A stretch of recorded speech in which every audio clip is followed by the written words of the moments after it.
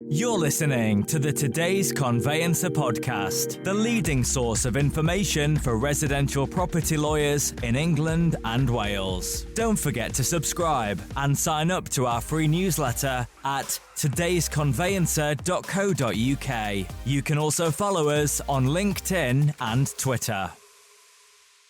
Hello, welcome along to the latest Today's Conveyancer podcast. Today I am talking about performance management and how we can get the most out of our staff. There is technology out there that can support us, but there are a host of other tools in our armory that will improve staff efficiency, that will improve billable hours, and will also help with mental health and well-being. I'm joined today by Hamza Hafesji of Advanced Legal. Hamza is the Group Product Manager, and it's great to have you on the podcast, Hamza. Thank you. Thank you for having me, David. I know you've got a bit of a varied background, Hamza, so tell me a little bit about yourself and your role at Advanced, please. So I'm Hamza. I'm a Group Product Manager here at Advanced. I've worked in product management for the last 11 years, really supporting organizations through technology. Worked across a number of industries, ranging from agricultural tech, ed tech, hospitality tech, and now HR tech, where I head up here at Advanced our performance and talent product, also known as ClearReview. And our goal is to power the world of work by helping employees to fulfill their potential. I'd like to drill into what a product manager is in the first instance, please, Hamza, because I've heard of them, I kind of understand them, but I suspect that a lot of lawyers out there aren't particularly familiar with your role. Sure. When we talk about product management, I always describe our role in three parts. The first element is ensuring that we truly understand the problems that organizations are facing, whether that be in the short term right through to sort of problems that they suspect they will face in the next 2 to 3 years. The second element is ensuring that we're building the right solutions to those problems. And there's a common misconception that a product manager has all of the best ideas. Rather, I always say the product manager facilitates innovation, brings together the greatest of minds or the most innovative of minds, and harnesses that power to pick the right solutions. And then the final part, which is a bit commercial, but I believe that if you do 1 and 2 correctly, 3 just happens naturally, which is ensuring that the product, the business is growing equitably, and we're taking the products to market in the right way as well. That's really helpful. Thank you very much indeed. So you say that Advanced have got this human resources product. How does technology contribute to mental health and well-being? When we consider sort of the change that's happened in industry, particularly in the time of COVID, there's a great study done by McKinsey where they've sort of titled the change within HR as the quickening. And what they've said is actually through the period of COVID, we'd experienced change that was accelerated by 10 years. So if we've accelerated sort of change by 10 years from a HR perspective, and we think about actually what technology can now enable, whether that's HR teams being able to gauge how their employees are feeling on the ground, facilitating good conversations between managers and employees and ensuring there's a record of it, facilitating feedback. I think these are all areas that can support through the use of technology. I think these things have always been done within organizations, but probably not in a structured fashion. Every HR team wants to know how their people are feeling. Every HR team wants to ensure that managers and employees are having conversations and people are giving and receiving feedback and setting objectives. But the difference has been is that there's never been a record of it. And the record is what's important because that truly helps towards, number one, helping people to fulfill their potential because you understand where you are and how you're performing and how you're feeling and where your engagement is. But at the same time, actually, it also helps organizations to strategically think about their talent in the right way using the plethora of data that's available to their fingertips now. So you say that you've got some experience across some different sectors. What challenges do you see across those different communities? And then what do you see that the legal sector is particularly challenged by at the moment? Sure. I think across sectors, what we're seeing at the moment is what I'd say in inverted commas, a talent crisis. I think every organization that you talk to, if you take last year, we had the Great Resignation, and I think that's sort of followed into this year as well. Every organization that we talk to has a challenge of, number one, attracting the right and best talent, and number two, retaining talent. All the execs that we speak to or HR teams we talk to, this is always at the top of their agenda. Advance did a recent study, the Advance Trend Survey, where we go out and we survey all of our customers across the base. And again, whether you're a legal firm, education firm, or even in local government, everyone has this as their top problem. And when we think about legal, I think the legal sector in particular is really interesting. And there's a very interesting study done by PwC in their law firm survey report, which was done this year. And they found that 3 in 5 law firms are concerned about their talent. And when they're concerned about their talent, it's shortages in talent, but also churn. And they believe that this is affecting or will affect their successes in the next 2 years. Now, the PwC research is interesting because that primarily looks at sort of those larger law firms, but there was also a study done by LexisNexis in their bellwether report, and rather they look at the smaller law firms. And in the top 3 threats that they found facing smaller law firms, 49% said attracting and retaining good lawyers is a challenge for them.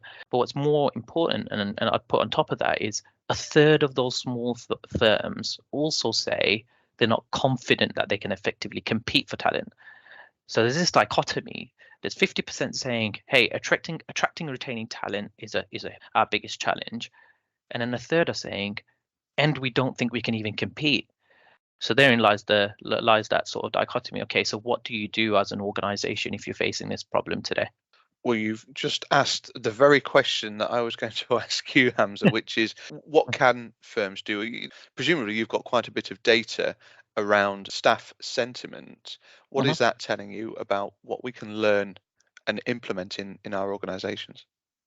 I think what firms need to do is really dig into the root cause of the problem. When we dug into it, what we found was quite fascinating, because over a third of lawyers say they feel highly stressed at work, rating their stress levels between 8 and 10. That was 44%, so it's quite over a third. And then you sort of got to reflect on that stress level count of 8 and 10. I think typically we find from the research that we've conducted is, yes, people say they're stressed at work. But when you put it on a rating scale, it usually tracks between a 4 going through to a 7 on any given day. So you see people moving up and down that funnel.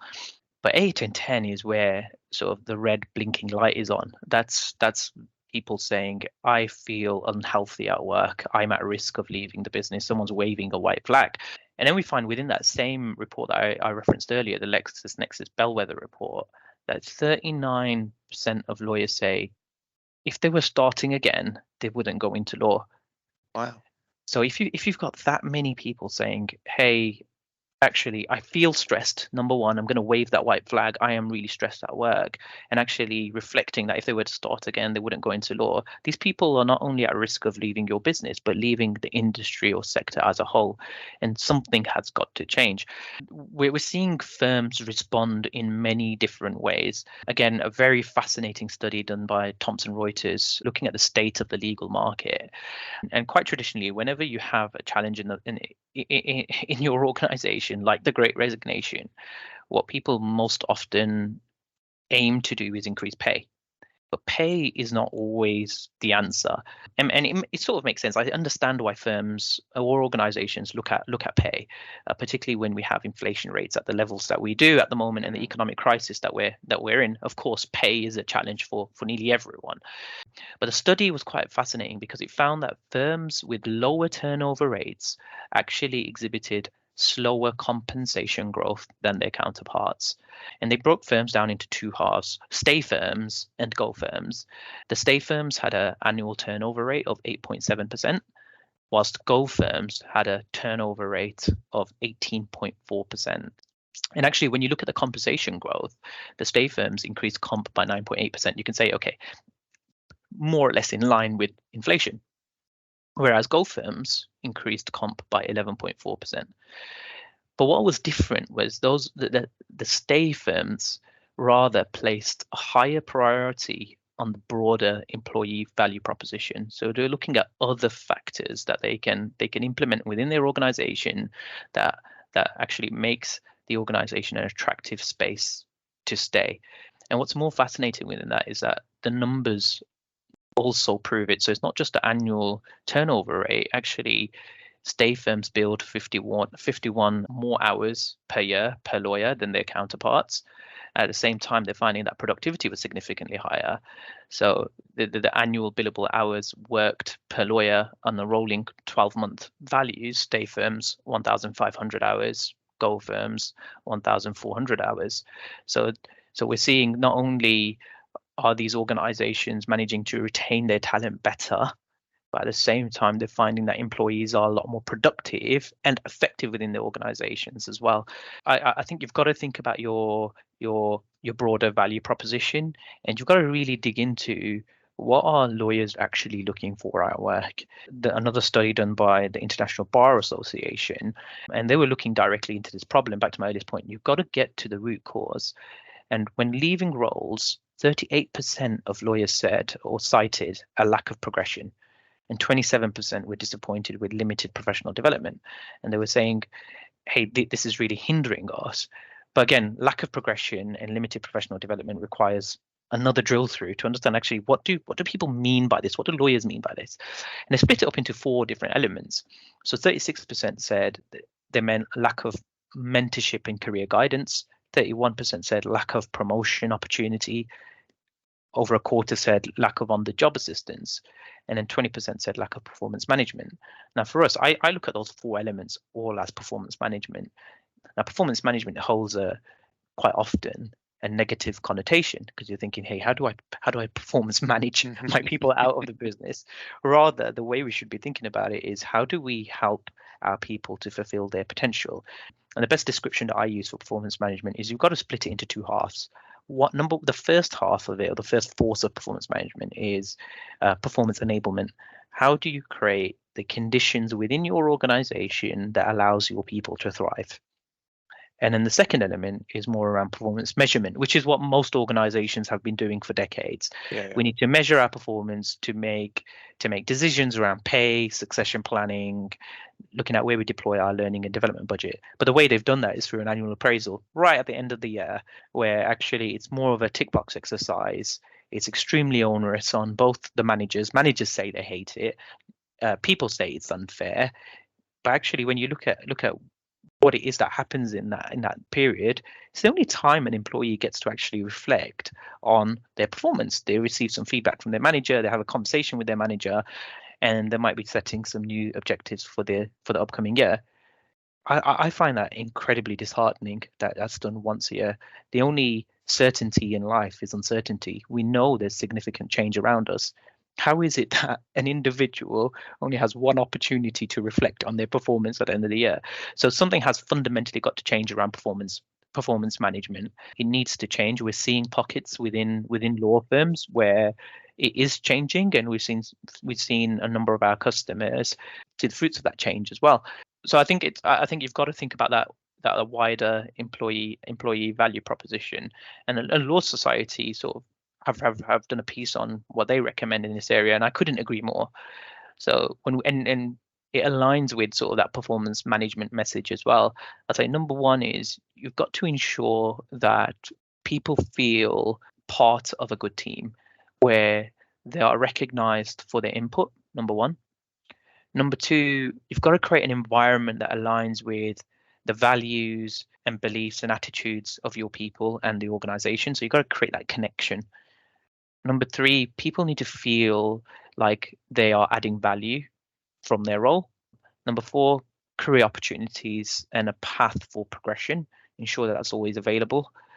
Number five, the ability to learn and develop in your role. And number six, being rewarded for performance. Again, I'd say if you were to ask me those 6 things, what do they all relate to? They all relate to performance management. I mean, you're going to tell me that using technology and something like your system can help with that. But I mean, realistically, there's a lot of emphasis on the managerial side of this. Yeah. Actually, the manager has the skill to performance manage people. And that's something that I see in the law and a lot of other professional sectors we struggle with, because often you become a manager by virtue of the fact that you've been a good lawyer, not necessarily because you've got good management skills. How do we get over that hurdle? That's a great question, and I think it's done on two sides. Number one is, as an organization, you've got to make that cultural change. When you think performance management, for example, what is performance management? It's fairly simple. This hasn't changed for decades. When you're thinking about enablement, and there's loads of research on this, loads of occupational sort of work research. There's 5 constants always. Number one is agile goals, so stretching and engaging goals that are linked to the organizational priorities and your value. Real-time feedback, so a mixture of both positive and constructive feedback that's delivered in the moment. Coaching, which is the point that you're specifically asking, which is regular structured conversations focused on your progress against goals, but also removal of barriers to progress.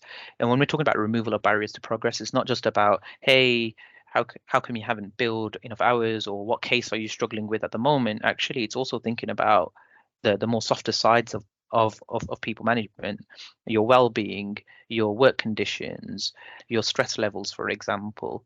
That's really important. The manager needs to be focused on, how do I remove the barriers to help you to fulfill your potential, as opposed to how do I remove the barriers to help you to complete this case that you're working on. It's a change in language. Deliberate planning is really important. So allowing employees to build development plans that they own and is driven by them, and the organization and managers there to support them. And then finally, engagement. So fostering a strong bond with the organization. I talked about cultural change and sort of those performance behaviors, if you like. I think as an organization, you've got to start with from a top-down perspective, implementing these behaviors within the organization. You've got to normalize these behaviors. You've got to normalize people being able to set goals, reset goals as well. Because as I said earlier, the only certainty is uncertainty. So goals will change, and that's fine. That's okay. Normalize people receiving feedback. I think if you were to ask lawyers, and we have, hey, when's the last time you received some feedback, whether that's positive or constructive, they'll probably have to really think about it.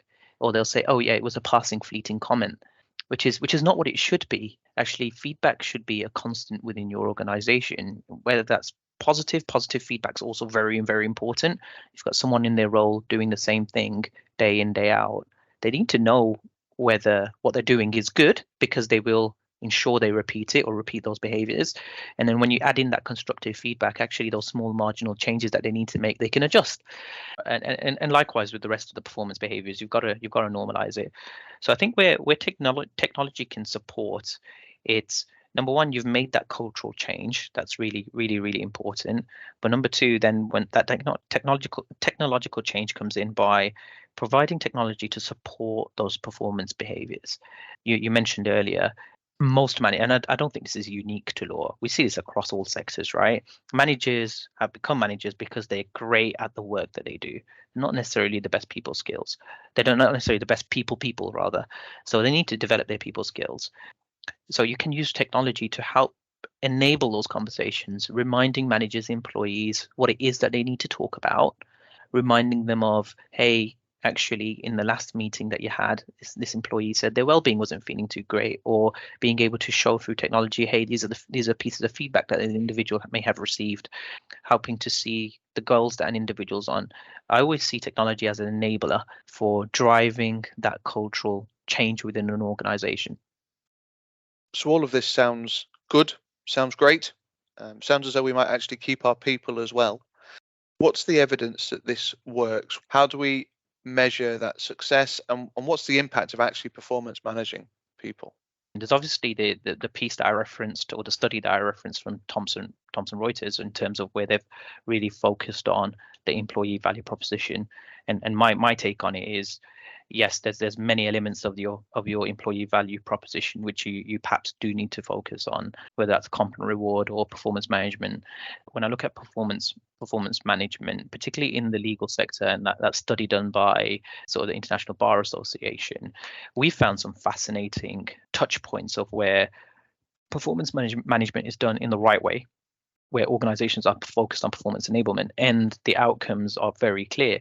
So our studies have found, and we did this with with an organization, looking at their top performers versus their low performers, and actually to what extent they've engaged with those performance behaviors that I referenced: goal setting, feedback, quality conversations. I'm just going to call out a few statistics that we found. So top performers versus low performers, we found that top performers set 1.2 times more goals and they complete 1.5 times more goals. They receive feedback 1.5 times more, and they also give more feedback. And from a conversations perspective, they have 1.5 times more conversations. Now, where this gets even more interesting is people who set goals, receive feedback, and have a conversation once a week or more performed 20 times better than those that didn't. And then finally, people who exit, and this is the crux of it, right, within the legal sector. Yes, we talk a lot about attracting talent, but we've got to start at home. We've got to think about how do we retain our people in the first place? How do we make our organization a place where people want to stay? People who exited are 2 times more likely to not have set any goals or received any feedback. And I think that's fascinating when we think about the legal space, because from our interviews that we've had and research that we've done with law firms and speaking to lawyers, the first thing they'll say when we ask them that question is, I set my goals once a year and I rarely receive any feedback in a structured fashion. I guess the crux of the conversation today, and we're moving towards the end of the podcast, Hamza, is how we create that culture, how we create that performance culture and get to that goal that you've described. So we talked about how technology can support that change, almost being the central record of the performance behaviors, if you like, a place to record it and reflect on the behaviors, a place to enable people to have those good conversations and prompt them to have good conversations. So you're almost providing that coaching to managers, but change is difficult. Change is always difficult, and performance management has to be looked at in a continuous model, not happening once a year, actually happening throughout the year. And it's funny because I spoke to a law firm only 2 weeks ago, one of our customers, and they've gone through significant change. And the quote they gave me was, our law firm, before we started on this change, we were a tanker, and we really needed to oil the tanker and allow us to move around and pivot. And the way we look at change and support our customers through change is through a 3-step model. We look at performance maturity on this 3-step model, and the first step is normalizing. So you've got to normalize the behaviors, and I'll come back to it. Then you've got habitualizing, and then finally optimizing. Let's take an example that we can all probably relate to, right? You set yourself a goal to run a marathon. Hey, I'm not the most fit of individuals. My fitness is not great, but if I was to set myself a goal to run the London Marathon, the first thing that I need to do is normalize running in the first place. I might buy myself some running trainers, put them by the door, and then I'm going to get out to start with and just normalize running, get my muscles used to getting out the house. But then I'll move into habitualizing. So I'll start to say, hey, I'm going to run on a Monday, Wednesday, and a Friday. I'm going to make it a habit. And then finally, at the optimizing stage, what you're trying to do now is really optimize those behaviors. So I'm going to start looking at feedback, whether that's from an individual giving me some feedback, or actually just feedback that I'm learning through my own feedback that I'm giving myself through reflection. Whether that's, hey, I'm not gonna eat a greasy meal before I go out for a run, for example, or I'm going to take my protein shakes at the right time. I might learn that after I've had a stressful day at work, my running is probably not the best. I run better going uphill than I do on a flat, for example. I wish that was the case, by the way. But I'm looking for feedback. I might be having a coaching conversation with a friend or with a coach who's helping me find those marginal gains. So bringing this in terms of performance management, the first thing you need to do is normalize people setting agile goals, normalize feedback, whether that starts with just positive feedback, but it's real time, it's insular, and it's prompted. Those conversations, you've got to normalize those as well. They've got to be regular. They've got to be employee and manager owned. get to that stage where it's an adult to adult conversation, not a child to parent conversation. And then once you've normalized those behaviors, you've got to start making it a habit. Now it starts to become more employee led. It's aligned, it's continuous.